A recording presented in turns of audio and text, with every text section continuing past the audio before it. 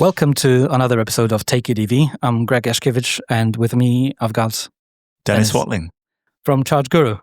We're going to be talking about charging. Surprise, surprise. To anybody who is just a person living in an apartment or has a workplace that they have to travel to, I think this is the episode for you. Yes, hopefully, and yeah, thanks very much, Greg, for having us on, and thanks for travelling to London to our office in Paddington. I know it was a bit of a trip, but yeah, certainly keen to discuss everything apartment and home charging, and a little bit about workplace charging as well, and let people know what ChargeGuru are up to and how we're helping people in those environments. So the first question is like a kind of obvious one: what is ChargeGuru about, and what is the mission? The mission, if I start with the mission and then go back to the wider vision. So the mission is really to make EV charging simple for everyone. What we're currently doing and focusing on doesn't quite tick the everyone box, but deliberately, which I'll come on to in a moment. But the wider vision and why the business was founded just over 10 years ago by a couple of chaps in Paris is really that they saw the EV charging an enabler to the mass evolution of a sustainable energy network. So they saw the wider vision and that this played a part in it, and they decided to really focus on the EV charging element. The two key areas that we look to deliver that EV charging made simple is at home and at the workplace. One key, which I'm sure we'll talk about, one key differentiator with us as ChargeGuru is that within the at-home element, we are also talking about apartment blocks. And interestingly as well, and this is the first time we'll be mentioning it, but our fully funded solution for apartment blocks, which we'll talk about in more detail, we will also be launching for commercial buildings very soon in the UK as well. So it ties in very nicely with our workplace element as well. Nice. So that's the mission. Obviously, Paris is a bit different to London or to UK, and I'm sure when these chaps were coming up with this business, they didn't just think about Paris, right? They thought about other places. But was the work element kind of next on the list, or which one was the first one? Was the apartment blocks and the home or domestic? I don't know what it was, the umbrella term. Yeah, and actually, probably a good time to give a very brief background of ChargeGuru, because that will explain which order things came about. So we actually recently merged with our sister company called Zplug. You won't see Zplug, the brand Zplug, in the UK anywhere. It was only a French business. But yeah, about 18 months ago, the two sister brands, which were both founded and run by the same people, but just due to funding structures, were two separate businesses. So we had ChargeGuru on one side and Zplug on the other side. And in answer to your question, which solution came first, Zplug was actually founded originally before ChargeGuru, and that was very much focused at providing EV charging solutions in apartment blocks. So the business, if you like, was born to really deliver a solution to people in apartment blocks. And just taking one slight step further back, the reason that came about is one of the co-founders was CEO of a company called G7 in Paris, which is the largest taxi firm in Paris.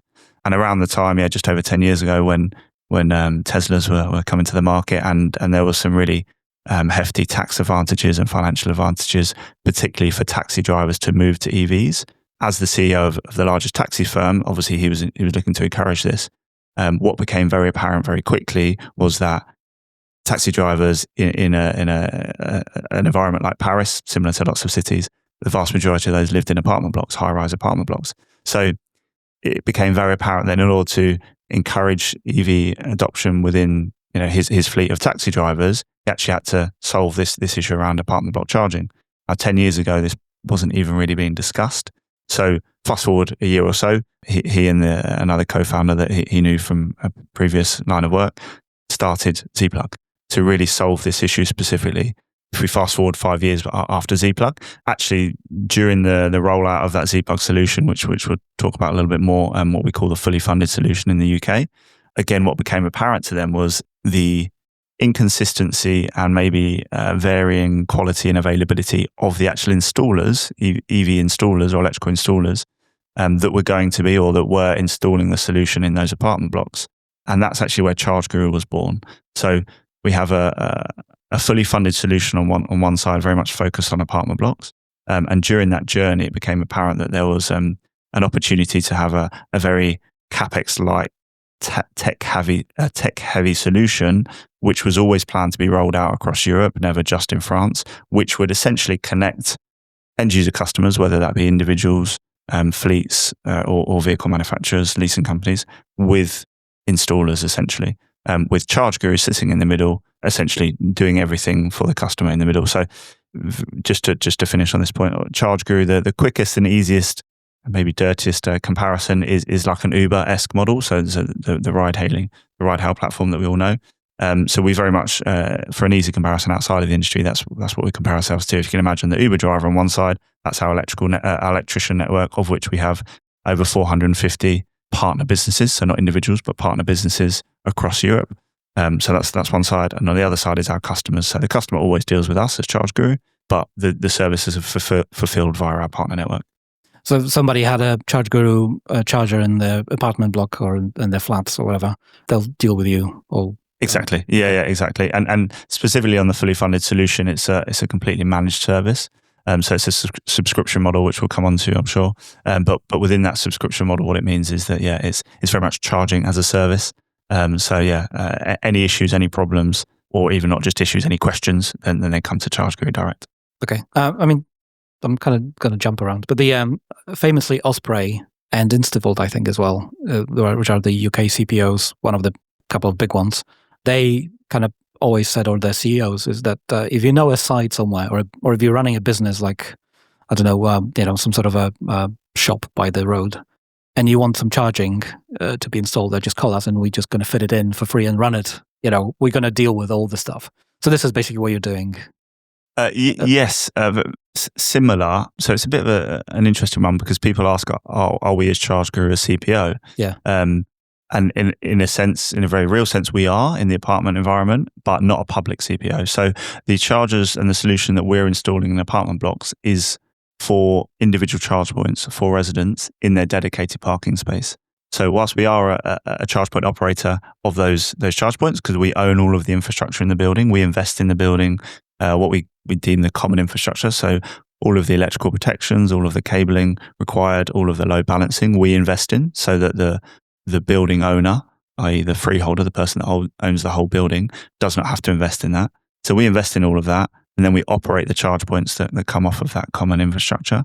So in a sense, yes, we are similar to the principle is similar to a public CPO, but it's on an individual basis. So we are providing support to that individual resident who has subscribed to our solution and has a charge point in their dedicated space. So it's, the term we use is at-home charging in the apartment block environment. Yeah, that makes sense. I'm trying to kind of figure out a way to kind of get people interested in this. If this is the subject that covers you, and I don't know what are the statistics in the UK, because there's loads of houses. There's loads of houses without the driveway, but there's still separate houses and terrace houses or whatever. But like, how does that compare to flats and apartments? Yeah, so it's roughly 25% of people in the UK live in an apartment. So it is a quarter of the population. Obviously, the 60-40% rule is, I know it varies slightly depending on who you ask and the data you look at, but roughly 60% of people in the UK live in a house with a driveway. You then have the kind of 15-18% of people who are on street parking without a driveway, and then the apartment block makes up the rest, between sort of 23 and 25% of people in the UK live in apartments. So we are looking at quite a large proportion. And interestingly, just on that point, there is data to kind of really show that obviously all the news around the slowing or the lack of uptake in private EV ownership. We know that the EV penetration in the UK is largely driven from business or fleet registrations. So there's lots of stories kind of around the lack of private demand in EVs. And actually, if you split out the EV uptake for the people in the 60%, i.e. the people that have a driveway, versus the people in the 40%, whether it's apartment or on street parking, then there's a huge variance. The guys at Charger, who I'm sure you know, have done a lot of work on this, and actually it shows that by increasing our view, certainly as ChargeGuru, is actually perhaps the public charging element is perhaps being focused on too much by government and by industry. Actually, if you look at the utilization of public charge points, it's, depending on which network and where, it's roughly anywhere between 15 and 25%. So there's plenty of bandwidth within the existing public network, despite what some newspapers might suggest.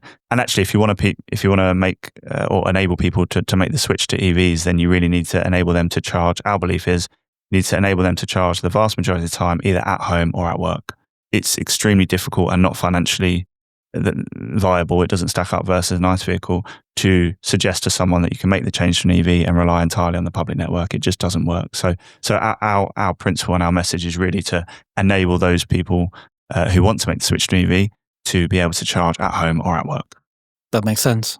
I started driving EVs I think 9 years ago now, and back then public networks were sparse, but but most of the time you were guaranteed the spot. And I lived my first year and a half ish without my own off-street parking space in London, in Penge. And I fully relied on, whatever public charging was available, or charging at the dealership, which was not always ideal. But I think things have massively changed, and and I wish we had our own chargers. And I mean, it's interesting. I'm just thinking out loud now. Do you also offer charging for like local government institutions like councils and stuff, or is it just? Does the person actually have to be associated with the parking space? I think you answered that already, but I'm just trying to ascertain, is there any option to say, could this be used by any member of the public, or that's just completely out of the that's not your domain, basically? Exactly that. So obviously, in terms of capabilities, we're absolutely capable and have, and certainly in the past and still do on occasion, install and manage public or semi-public charge points, absolutely, but it's not our focus. And certainly within the fully funded solution that we're talking about in apartment blocks, it's never public access. It really is for dedicated parking spaces for that resident or that household. It might be more than one resident, but for that household to charge their electric vehicle, obviously predominantly overnight is the norm, unless they're on shift work, and essentially enable them to have that same experience as if you had a driveway. So, i.e., you wake up every morning with your car fully charged, which is, of course, the ideal. We touched briefly on the fact that we're launching this for office blocks as well. So, we're also, and the data suggests we're also very aware that even for those people who perhaps don't have a driveway, they may still spend a majority of their week or a big chunk of their week at an office. So this is why our rhetoric and our message is very much, we need to enable people to be able to charge at home or at work, i.e. where the vehicle is stationary for a long period of time. So nothing different to what most of the industry have been trying to kind of communicate for a long period of time, which is, essentially top-up charging model, top up where the vehicle is stationary for 95% of the time, and then the 5% of the time where you are having to charge your vehicle on the public network. Then that's exactly what the likes of InstaVolt and other rapid charging networks are there for. But again, the financial element does not stack up if you're charging your vehicle 100% of the time on those networks. Yeah, it would be very expensive to own a car if you just relied on rapid chargers all the time. Exactly. Yeah. Although I always encourage people to try, even if you don't have to use rapid chargers day to day and you're new to EVs, just go to your local rapid charger and just, in your own time, just figure it out. Because that's like the biggest, I think, I know I'm getting off the subject, but like one of the biggest hurdles is people saying to me at meetups or whatever, is like, I'm afraid of the rapid charging. It's a big plug. What do I do? So, having other place, there's some building work going on here, if anybody can hear it. I'm not playing kazoo. Having a dedicated plug is always, it just gives you that peace of mind, right?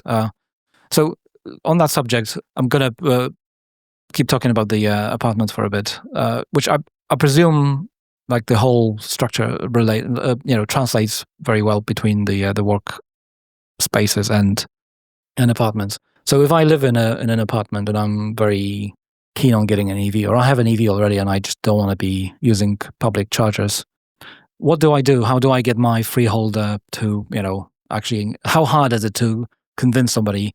And are they forced at some point to actually provide some of these solutions to the residents? Like, what is the structure there? Like, what are the limitations? And if I have an EV, what do I do? So if I answer that last kind of direct question first, if you have an EV and you live in an apartment block, then we would always suggest the first thing to do is contact your property manager or freeholder direct, but normally there's a property management company, and just inquire that there may already be plans in place. They may have a kind of a firm and unfortunately stock response of either yes or no. But yeah, always worth reaching out to the property manager just to see the lay of the land in your apartment block. Of course, I would also encourage either before that or during that process to search ChargeGuru FFS, which is our solution. Just to be really clear, our solution is not viable for every single apartment building. So there are some caveats which are available online, but we would always ask, no harm in kind of letting us know where you live and your apartment block, and if we can help, then we of course will. But yeah, certainly start with the property manager. In terms of the wider, I suppose, complexities of it. So we touched on freeholders. So the makeup of the majority of apartment buildings and office buildings in the UK is that there is a freeholder who owns that whole building. And we specifically use the term freeholder rather than landlord, because landlord can get very confusing, because of course there can be landlords within an apartment block who own a certain apartment and then lease it to individuals. We're talking about the business entity that owns the whole building.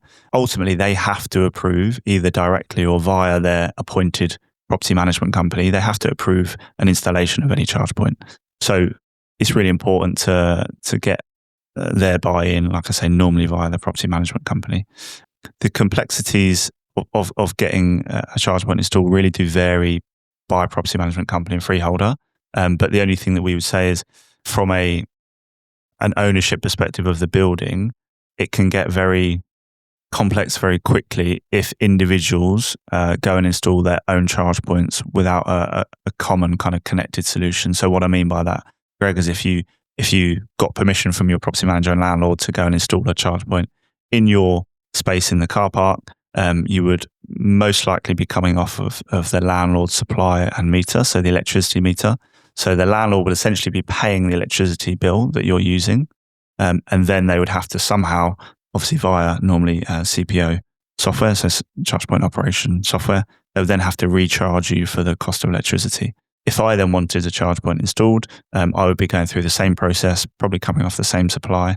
It would need to be on the same CPO back office, so there would need to be some oversight from the property manager or freeholder, and potentially they wouldn't be on the same load balancing electrical network. So it might start to become quite complicated from an electrical point of view.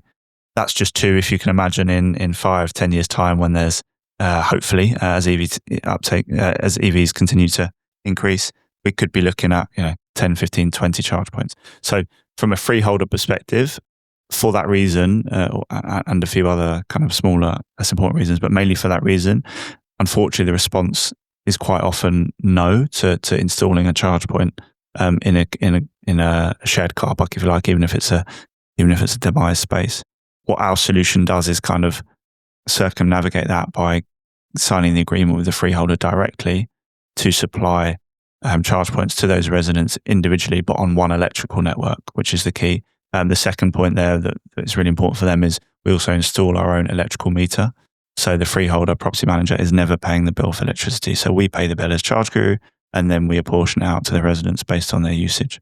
So a very long answer to the initial question, but yeah, to summarize, always reach out to the property manager first to see what the lay of the land is, and then search solutions, including ourselves. Other solutions that are available are shared chargers. So of course you can work with the property manager to have a number of shared chargers installed within a shared car park.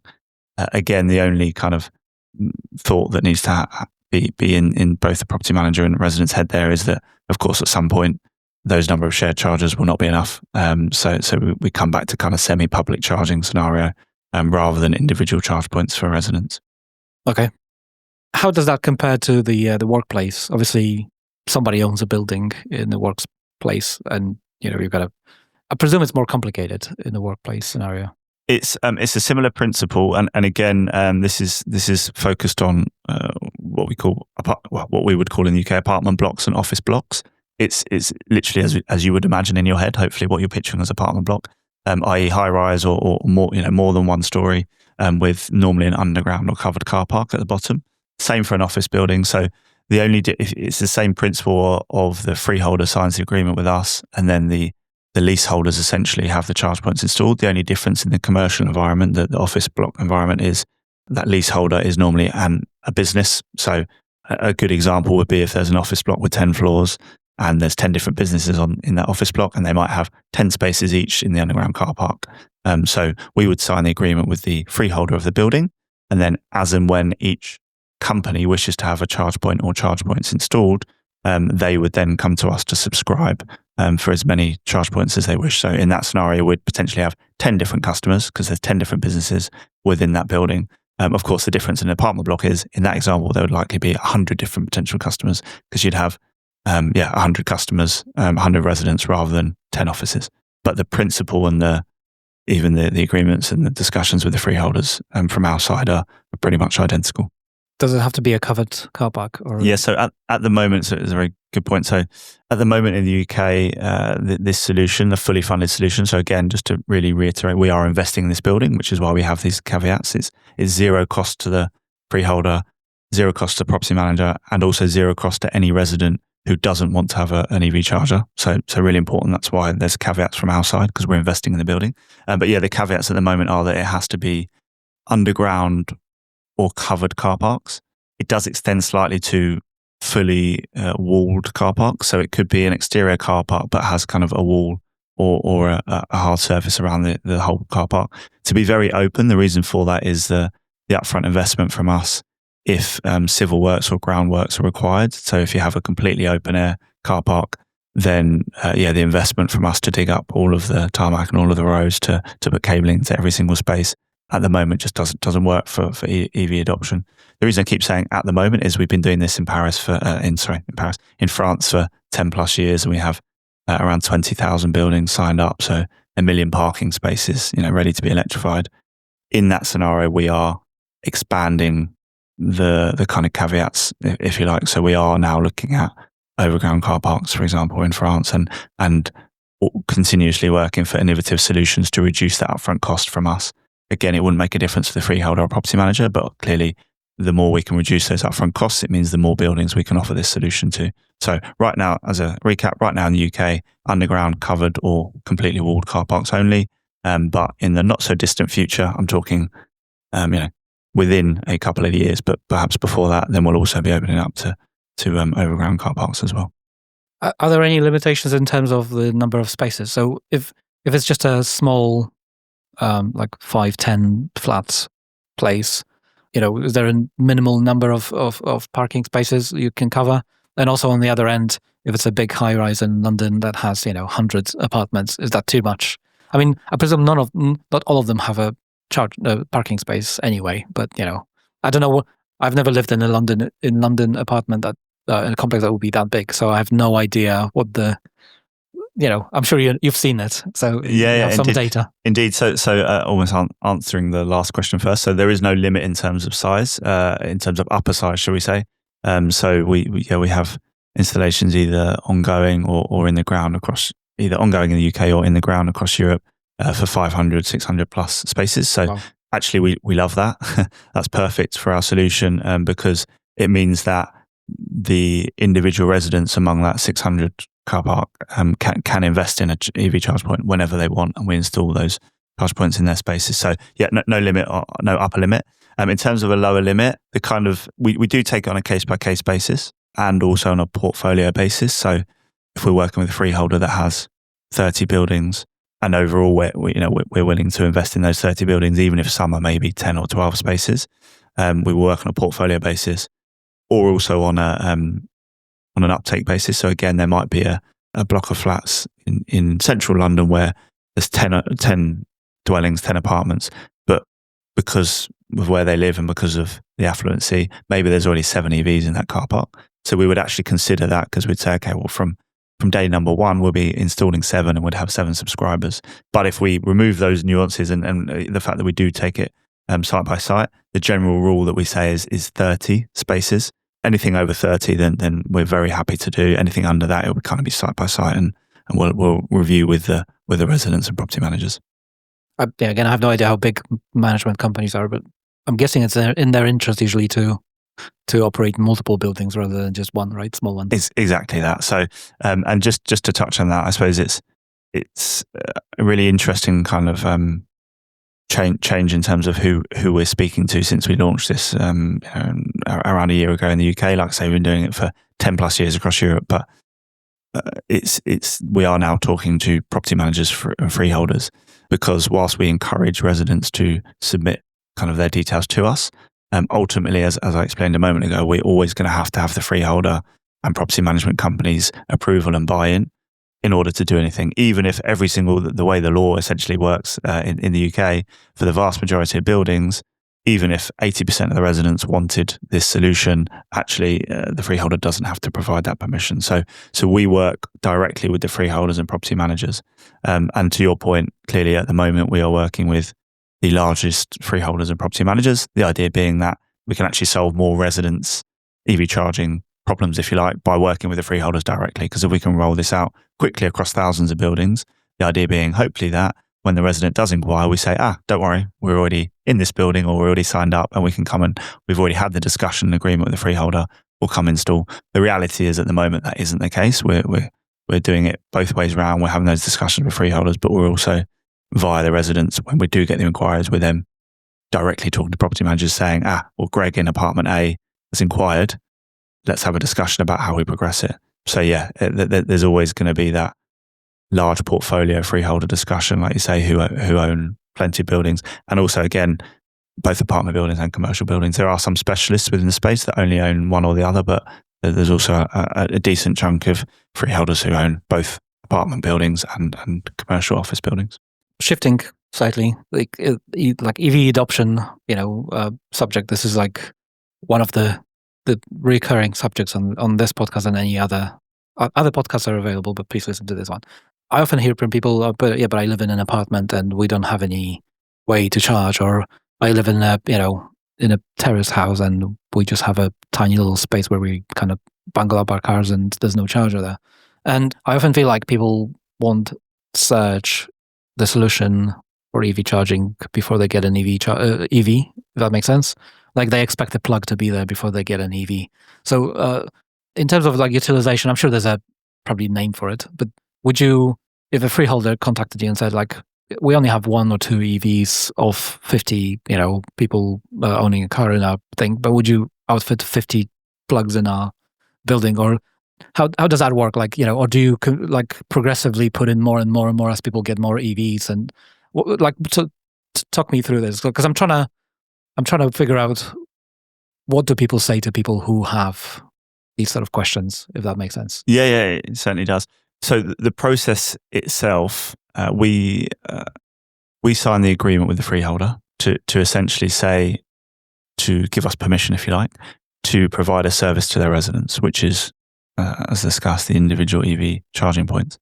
What's really unique about our solution, which hopefully enables more people in apartments to adopt EVs, is that we only need 1 resident within that building. So the caveats we spoke about earlier, roughly 30 spaces, underground, covered over. We don't need 30 residents to need an EV. That's 30 spaces.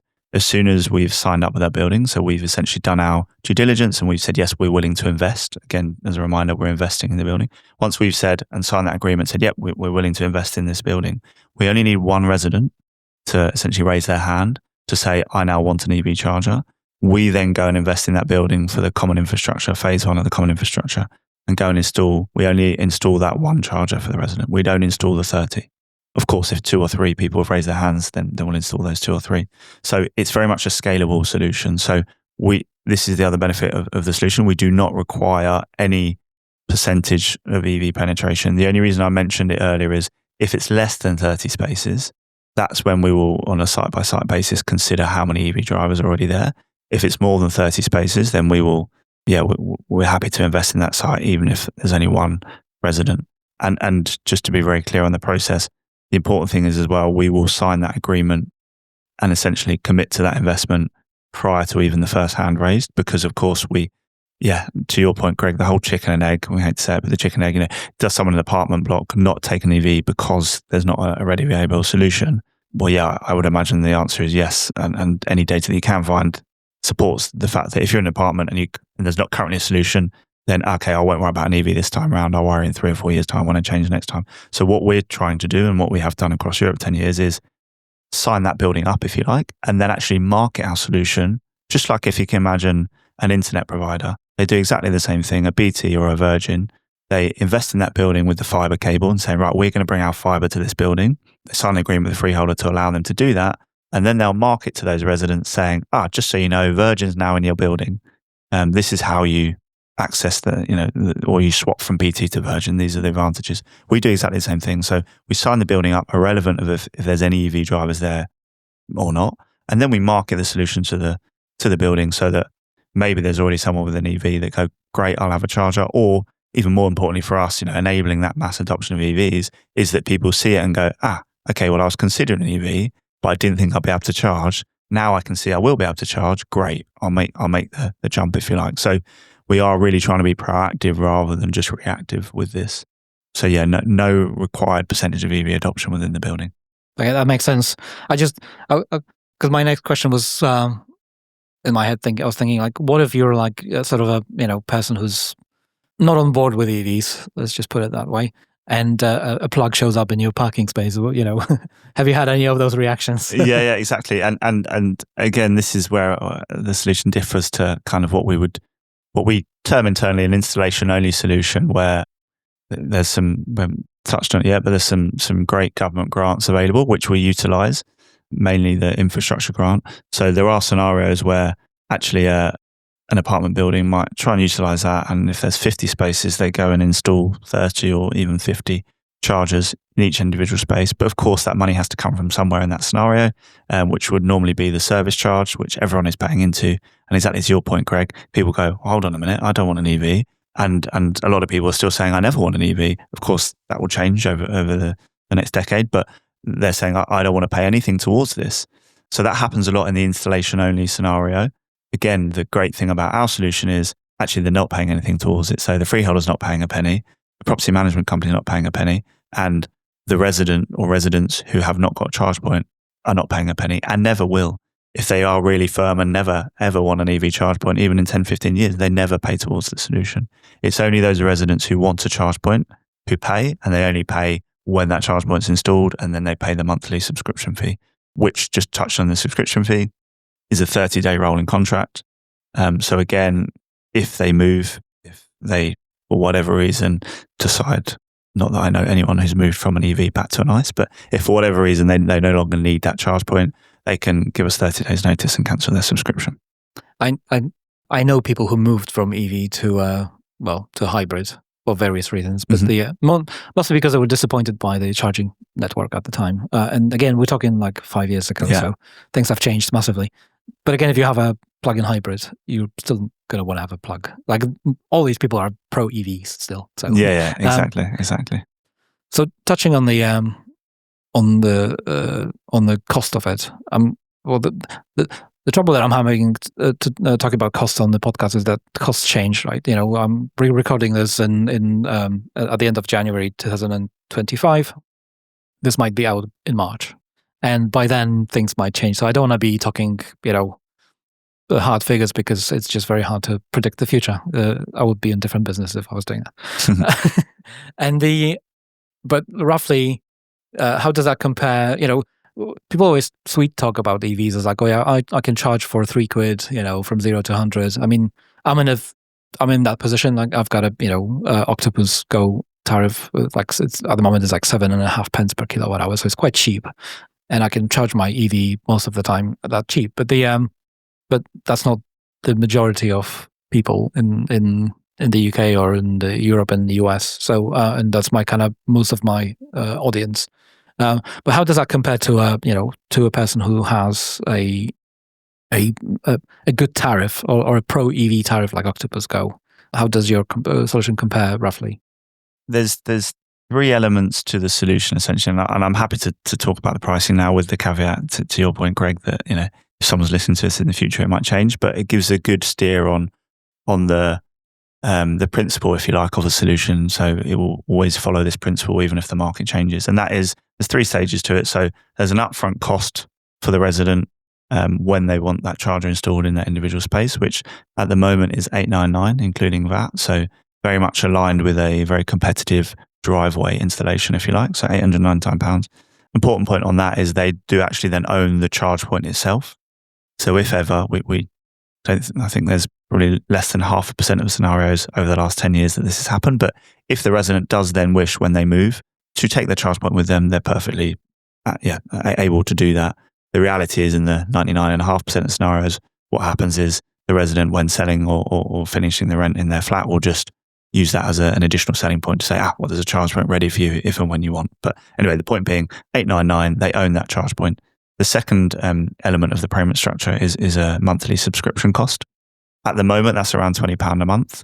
That is essentially access to the solution, if you like. Like I say, we own all of the common infrastructure up to that charge point, but also all of the support, ongoing maintenance, any questions, etc. So like I mentioned earlier, charging as a service. So anything they need, they can contact us.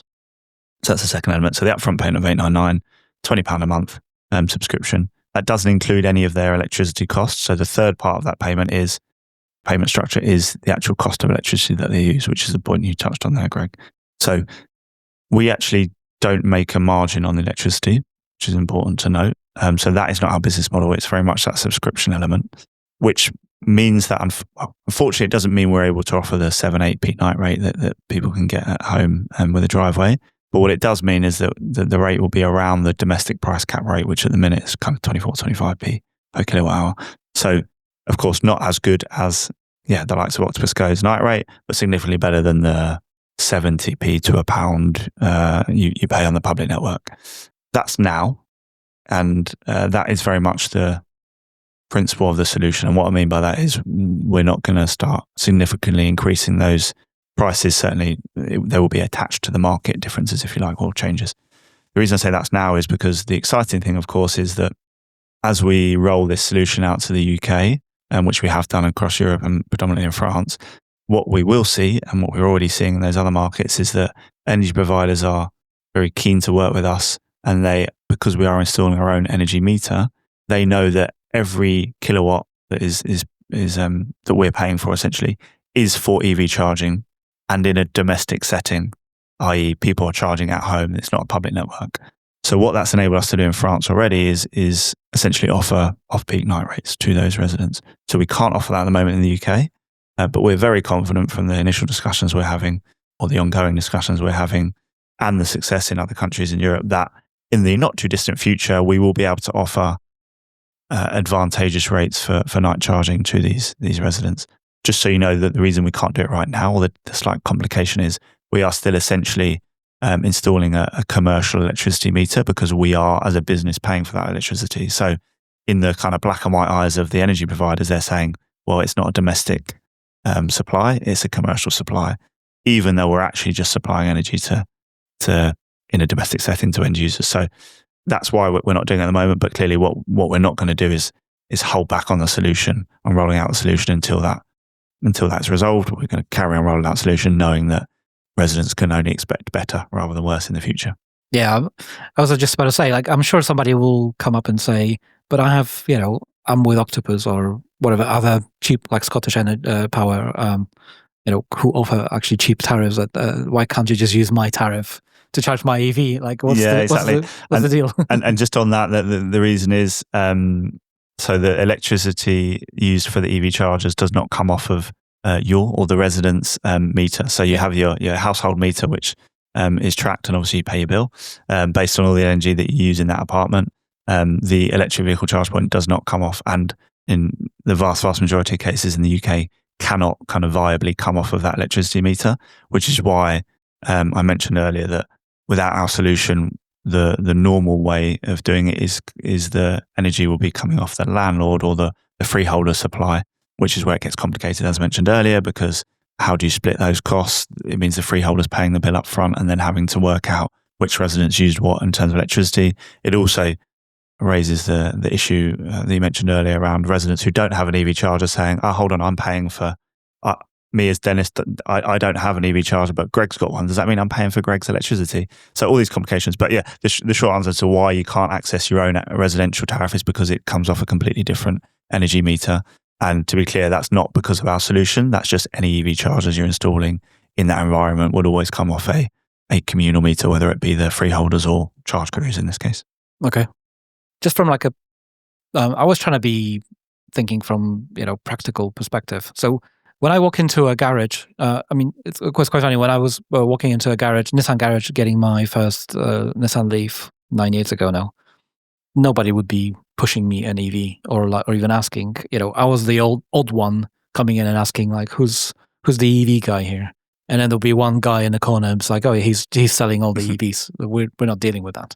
Whereas nowadays, when you go to a garage, I sometimes sit there and wait for like a service or whatever, and multiple people would walk in through the door and be like, I want an EV. Who do I talk to? It's actually the landscape's shifted completely. Obviously, there's still people who are just stuck a little bit behind on that front, but I'm sure they'll change their ways.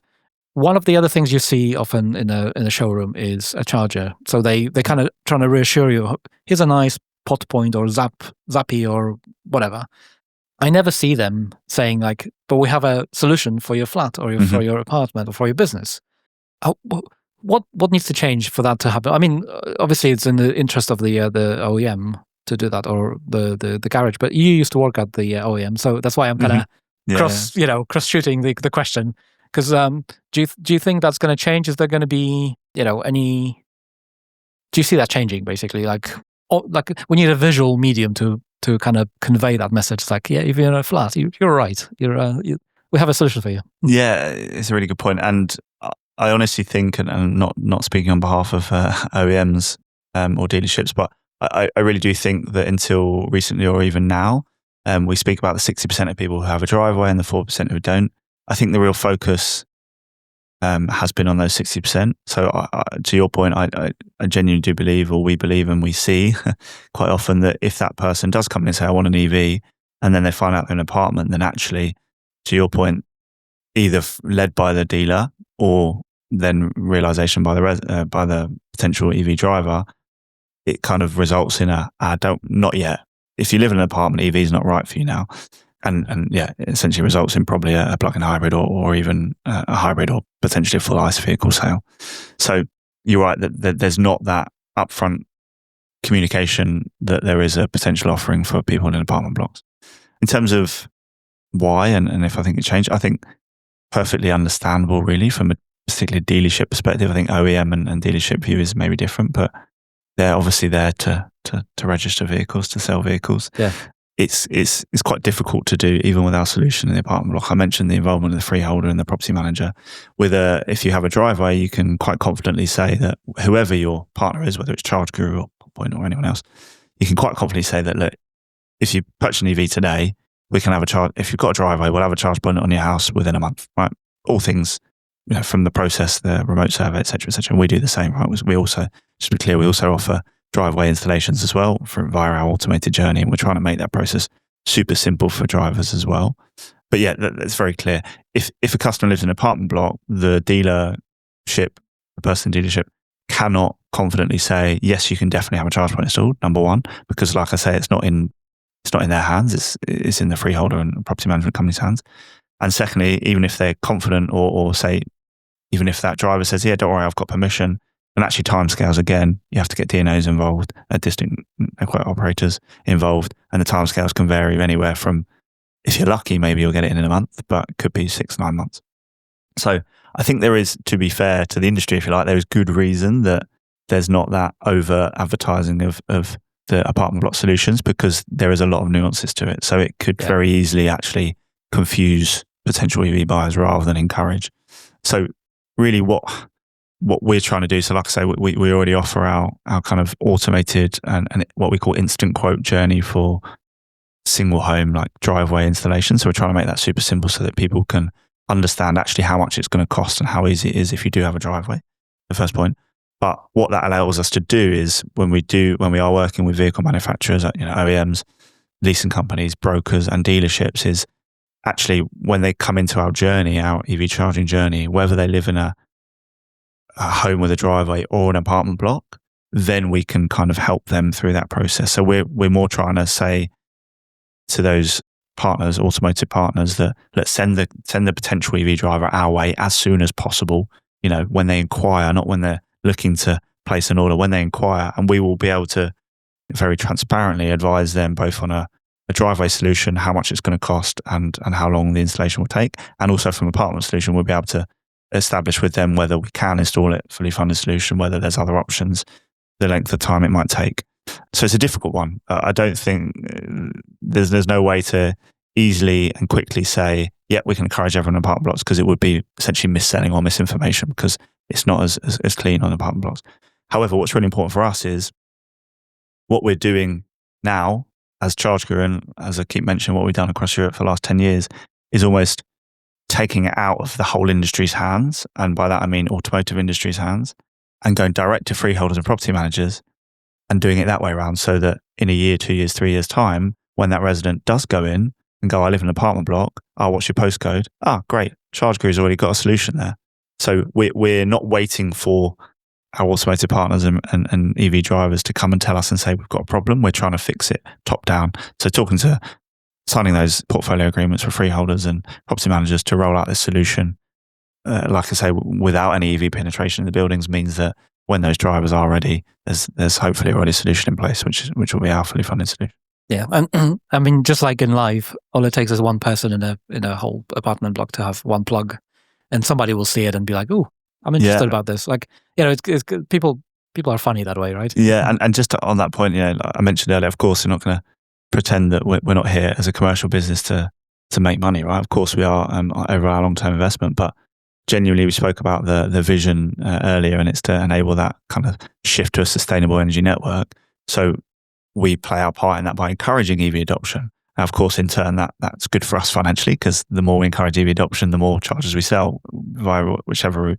But the reason I mention that is to your point around one person getting an EV charger installed, and then the next resident goes, oh, what's that? And they talk about it and higher EV adoption. What we actually see in France, where we've got 20,000 buildings signed up, the EV adoption in those buildings versus not only the national average EV adoption, but even the regional or local EV adoption is almost double compared to the average in that region.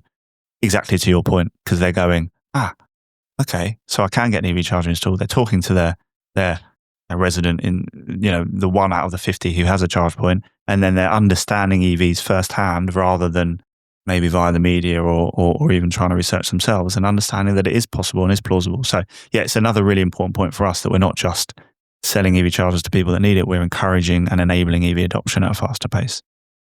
Is there anything that, I mean, this is a bit of a, bracket question, but like anything I didn't ask you, anything that you want to kind of say to people as we're nearing the end? I think the only, touched on that bit, is the piece around just doing your own research rather than perhaps educating yourself. But I suppose the audience listening to this probably are already quite educated. But it's really that piece around for us moving the focus of the conversation away from public charging, which, to your point, not quite as long as you, Greg, but I've driven an EV for 6 or 7 years now, and the state of both the volume, the number of charge points available on the particularly the rapid public network, but also probably more importantly the reliability and the experience is significantly better than it was 6 or 7 years ago. And I really don't think that is an issue or a barrier to EV adoption anymore, or certainly not a one that should be high on the list. But actually, if you ask someone who isn't educated what the barriers are, then public charging is almost always still number 1 or 2 in that list. So it's the education piece, it's the gap between what maybe was the case 5 years ago and what is the case now, and move the conversation away from the state of the public network and saying, okay, we'll find out if you can charge at home, and these are the advantages of it. 1, you don't have to traipse down to a petrol station or a rapid charging station once a week or twice a week to fill up because you're charging at home, so convenience. 2, to your point, if you have a nice overnight tariff, you can do hundreds of miles on a few quid, or even if you're in an apartment block, actually it's still going to be significantly cheaper, paying 24-25p a kilowatt than petrol, diesel. So yeah, I think it's just, as an industry, so more of the people that are likely to listen to this, it's just, which I know we're all desperately trying to do, but it's just to try and educate the wider consumer. We're at 24% of new vehicle sales being EVs. Any of those traditional kind of adoption curves in any industry mean that we're past the early adopters and we're into the early majority. And I think we're really feeling that now as an industry. It's scary how accurate that kind of graph is, the one I'm talking about. But as you get to that 22, 23% of new buyers, then actually it's a different set of buyers. It really needs to be easy for them to get to that mass adoption stage. The early adopters are quite happy to your point, go down to their local, maybe not happy, but willing, should we say, not happy, go down to their local rapid charge point and have a bit of problem and put aside a couple of hours just in case it goes wrong. The stage we're at now, the 25%, up to 50% of new vehicle buyers, it needs to be easy. They need to understand that charging at home or at work makes it dead easy. And those people that can't do that, then there are solutions out there, but it needs a little bit more work and research up front. But ultimately, it can still be easy with the likes of, the likes of Turbocharge and similar, the likes of CoCharger for on-street parking, and the likes of us for apartment block charging. So that's the only thing. In summary, move the focus away from reliance on public charging. Yes, I wish cars would do this because we could do another episode about how frustrated it is to watch people queue up at chargers on motorways when there's 5 or 6 different sites within 10-mile radius that are just empty. And of course, that's where someone takes a picture and it gets on a tabloid newspaper somewhere saying that the infrastructure isn't exactly sufficient. Or they go to the other place and say, like, nobody's using them. Why do we have this? Exactly. And I mean, number of times I've been telling people who are queuing up, saying like, look, there's 10 minutes down the road, there's a 8 charger site. Mm-hmm. People are just, I'm sorry to say this, but people are just too lazy. They've already committed themselves to sitting in that queue, and in their minds, it will be too much effort for them to move on. Yeah. Too much risk. And again, I think the important point there is it should be significantly less than 5% of your charging you should be doing at rapid stations. And actually, it's a lot less than that if you look at the average driver who's driving anywhere between 20 and 30 miles a day. If you can charge at home or at work, then maybe the 2 or 3 times a year that you travel to see family a couple of 100 miles away, then you need to rely on the rapid network. But otherwise, such a small percentage, such a small amount of time of your EV ownership, shall we say, that again, it still seems to be this focus from industry, from media around the public charging network. And it's kind of put it in perspective to say, guys, 1, it's improved significantly over the last 3 or 4 years. And 2, that is not where you're going to be spending the vast majority of time. Yeah. And actually the thought of going to a petrol station now, you think, with the smell and the time you've got to use to charge it. And quite tongue in cheek now, if any of my friends, occasionally ask me down the pub about EVs, and you have the usual debate, how long does it take to charge? I said, well, if you have a home charger, it takes about 30 seconds. They go, wow, what is the new technology? Well, no, it takes you 30 seconds to plug in, you walk in your house and you're done. You're not worried about the 4, 6, 7, 8 hours it takes to charge because you're asleep or you're at home and it's doing its thing. But obviously it's that shift in mindset. People are used to petrol, diesel, going, filling up, spending 5, 10 minutes there filling up, whereas and also going somewhere, which is where I think this hurdle in their mind of public charging, the reliance and the focus on public charging, because that's what we used to do, and we used to going to a location to fill up our vehicle to then go back home again. And it's just still, even 5, 6 years on, since I started working in this industry with Pod Point, still trying to change that mindset to it's a top-up model.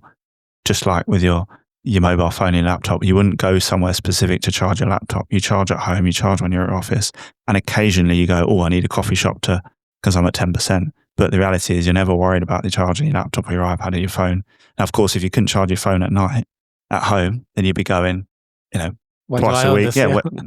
Why do I own it? And also, where do I charge it? But do I need a big brick? Yeah, exactly. And it's kind of shifting the mentality from the usage and the charge is more around a mobile phone or an iPad rather than a traditional ICE vehicle. Thank you very much, Dennis. And if people need any more details, they can go to the website and upload all the Indeed, or they can just, specifically in apartment blocks, they can just search ChargeGuru FFS, so fully funded solution, but stick that in a search engine and we should be the top one there if they are interested in more details on that. Thank you very much. Cool. Thank you very much, Greg. Really appreciate it.